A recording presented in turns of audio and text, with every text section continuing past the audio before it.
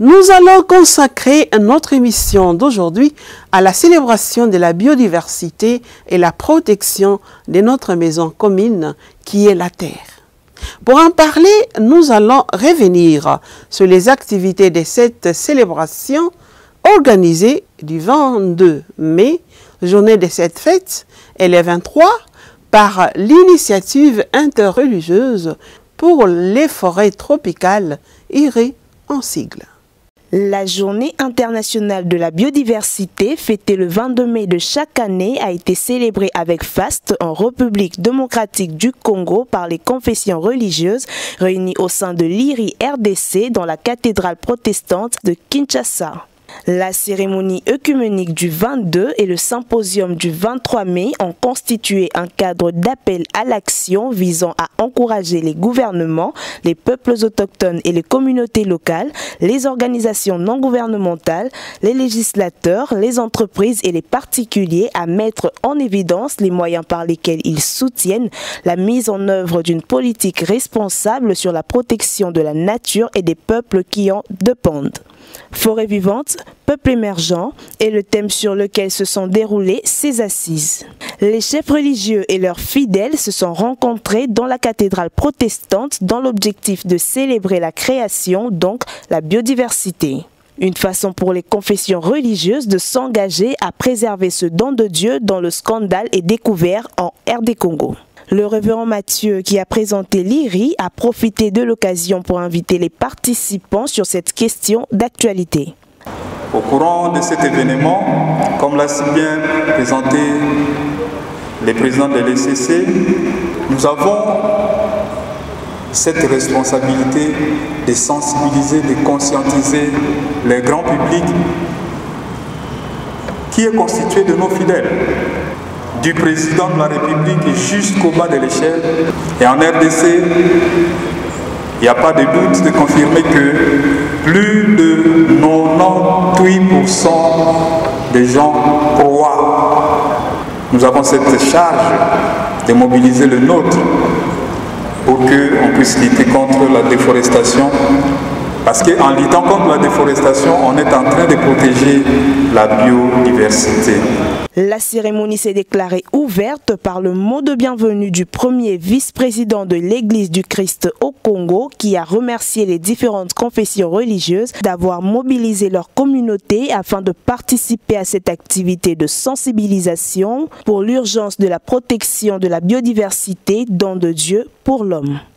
Nous sommes heureux de vous accueillir au nom de l'initiative interreligieuse pour les forêts tropicales afin de célébrer ensemble la journée mondiale de la biodiversité dont le thème est Forêt vivante, peuple émergent, qui nous exhorte à agir et à faire beaucoup plus pour sauvegarder et protéger notre planète et ceux qui y habitent. Nous saluons également les efforts engagés par les confessions religieuses dans la mobilisation de leurs fidèles afin de participer à cette activité de sensibilisation pour l'urgence de la protection de la biodiversité comme don de Dieu pour l'homme. Une prise d'engagement des différents chefs religieux pour lutter contre ce phénomène qui ravage le monde a eu lieu au cours de la même célébration.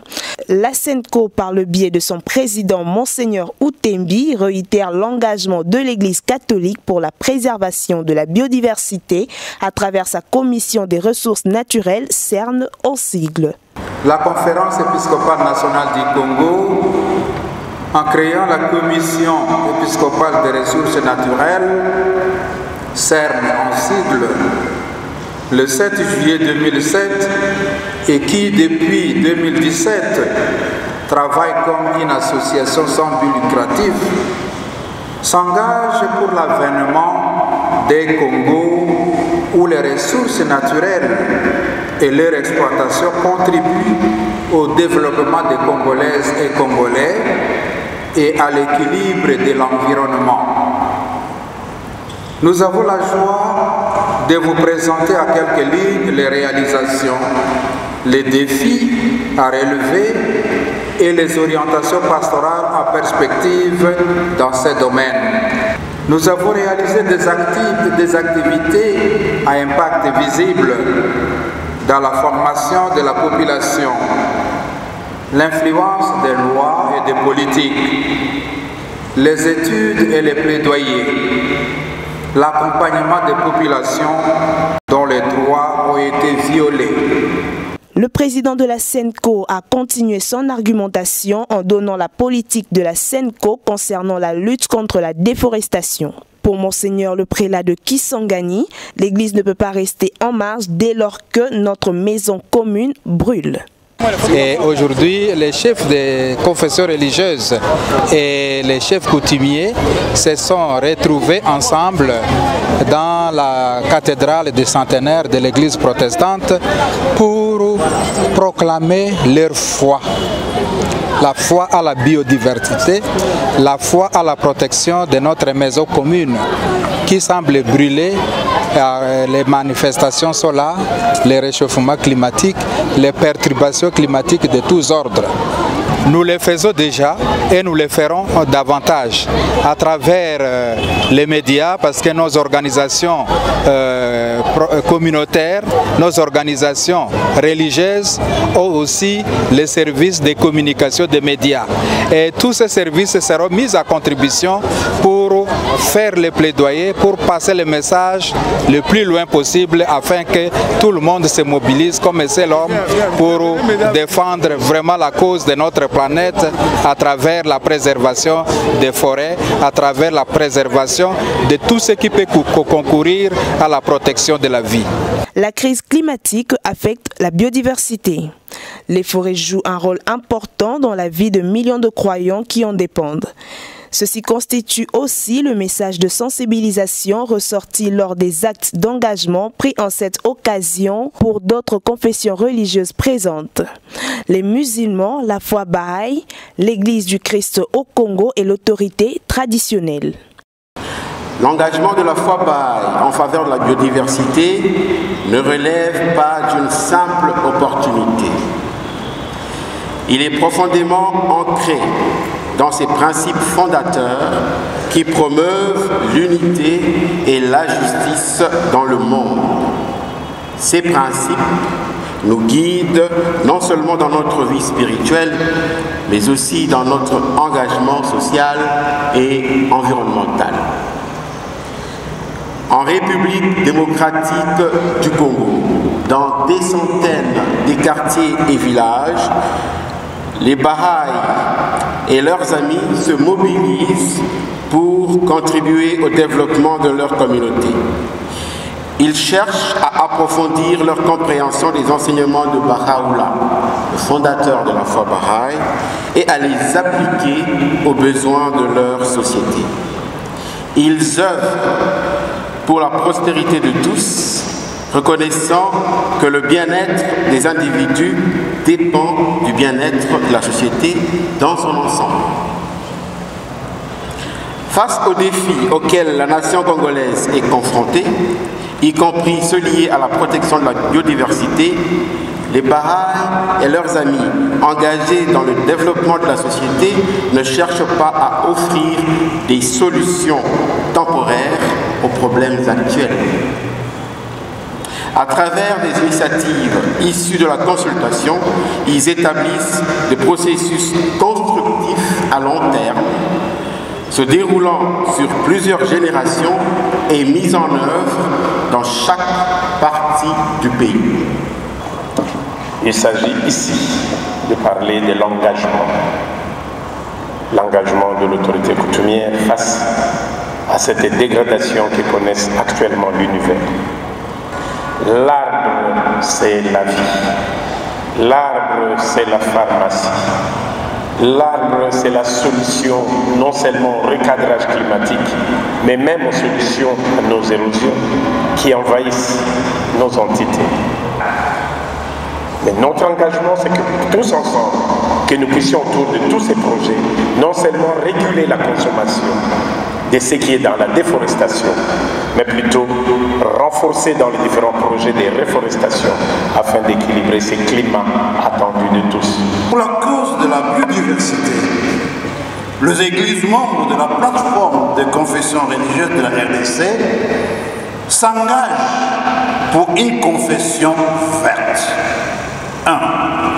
À promouvoir la protection et la préservation de la biodiversité de la RDC à travers des initiatives écologiques coordonnées. 2. À inclure dans nos formations théologiques la composante théologie de l'écologie ou écothéologie, pouvant renforcer la capacité de nos clergés à intégrer les aspects liés à l'amour de la création, à l'amour de la nature et à la gestion des projets environnementaux dans notre diaconat.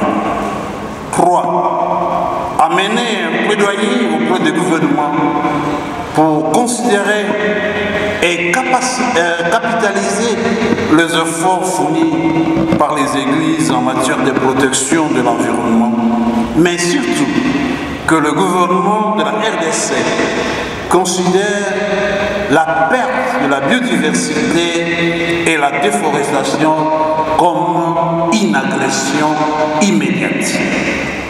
4. Valoriser la vie et les ressources rurales des peuples autochtones comme l'univers par excellence, don de Dieu pour des générations futures de ce même peuple. La communauté islamique, de par ses fidèles, les musulmans de la République, doivent respecter scrupuleusement les textes, n'est-ce pas, du Saint-Coran et la tradition prophétique de notre prophète Mohammed, que la paix de Dieu soit sur lui, sur l'environnement et sur aussi le respect, n'est-ce pas, de la nature. On s'engage à protéger notre forêt, on s'engage à protéger, n'est-ce pas, tout ce qui mène dans notre vie une subsistance. Ainsi, nous avons pris l'engagement au nom de Dieu et à tous les prophètes. Je vous remercie. Symposium Forêt vivante, peuple émergent. C'est l'amphithéâtre de l'UPC qui a servi de cadre à la deuxième journée de célébration de la nature par la biodiversité organisée par IRI RDC. Cela avait pour but non seulement de prévenir sur les dangers du réchauffement climatique, mais aussi inviter tout un chacun à se sentir concerné par le climat, œuvre du Dieu créateur. Le mot de bienvenue avait été dit par le professeur Robert Kwim Bibi, recteur de l'université protestante au Congo. Il a dans son allocution fait référence à la menace existentielle qu'est le réchauffement climatique. L'environnement et la santé humaine sont actuellement en danger à cause de l'augmentation des gaz à effet de serre qui perturbe le régime des pluies, provoque l'extinction ou la migration des espèces animales ou végétales inadaptées aux températures extrêmes.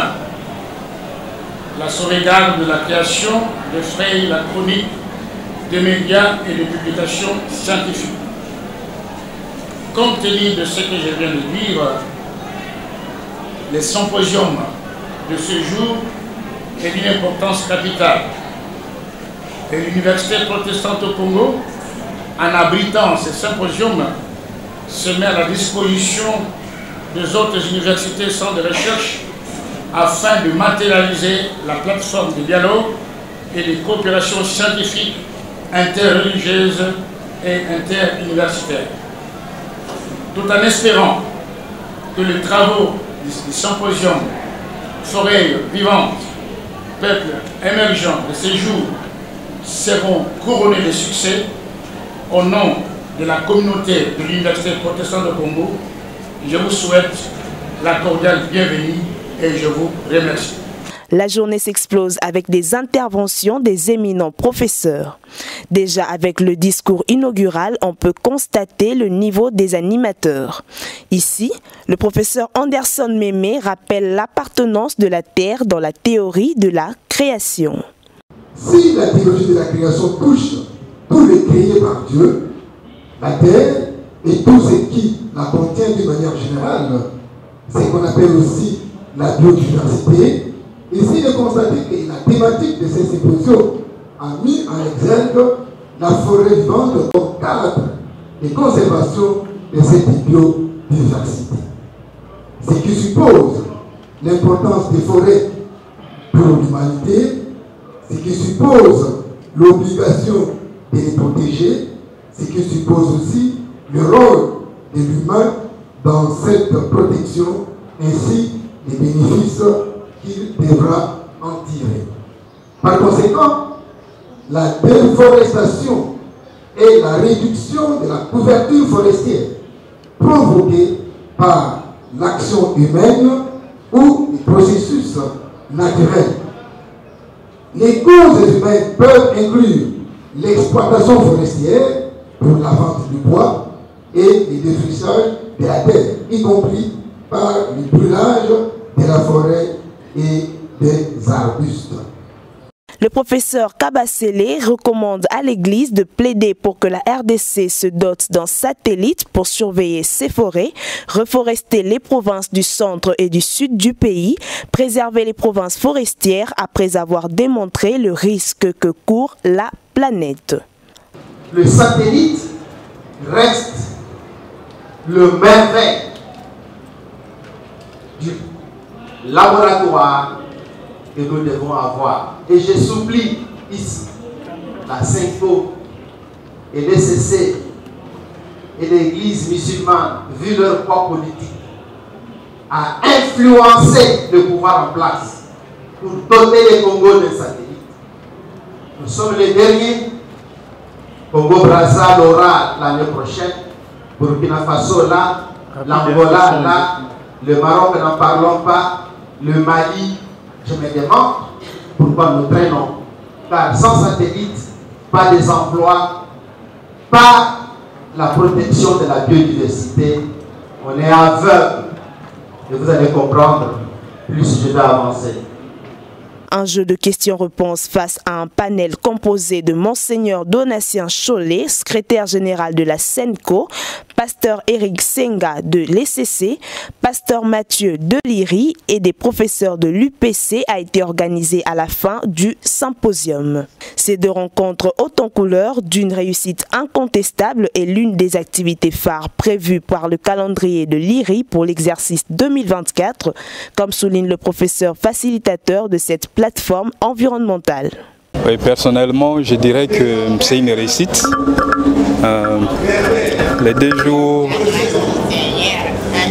ont été vraiment une réussite pour nous parce qu'il y avait des grands défis.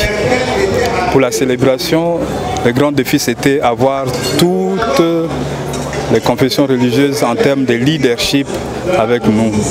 Et nous avons eu les représentants de toutes les confessions religieuses. Et ça, c'était les grands défis que nous avons relevés. Également, c'était un mouvement de sensibilisation parce que l'important, ce n'était pas d'avoir 10 000, 14 000, 50 000 personnes, mais c'était d'avoir ceux qui ont derrière eux 80 000 personnes. Alors on les a eus et ils se sont prononcés le premier jour. Ici, aujourd'hui à l'UPC, à l'Université protestante du Congo, c'était également le 2e défi. Celui-là, c'était de voir comment lier la foi et la science. Pour montrer que la science et la foi ne faisaient qu'une même chose avec des compartiments différents.